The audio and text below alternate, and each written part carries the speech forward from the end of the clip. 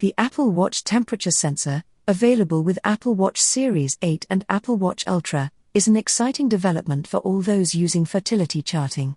This sensor is easy to use and is integrated with Apple Health. Apple Health's privacy stance and design are key points for Fertility Friend, as it allows us to seamlessly import this data without any compromise to your privacy. Apple Watch measures your wrist temperature through the night and calculates a value each day. You need to set up sleep tracking and obviously wear your watch at night.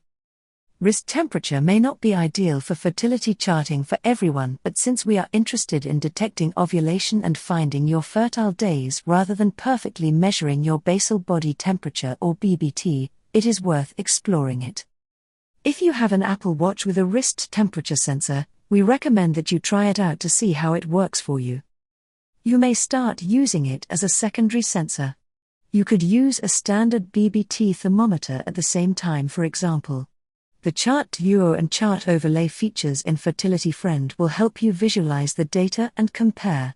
Don't be surprised if the wrist temperature sensor does not exactly match your BBT.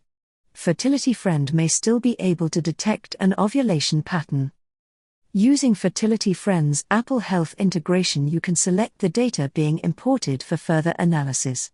You can also opt to automatically import it, as it is made available in Apple Health app. More specifically, for the Apple wrist temperature, you can either import it in a custom data field or use it directly as BBT. This is a very useful feature if you are at first trying to gauge whether or not this sensor is fitting your needs.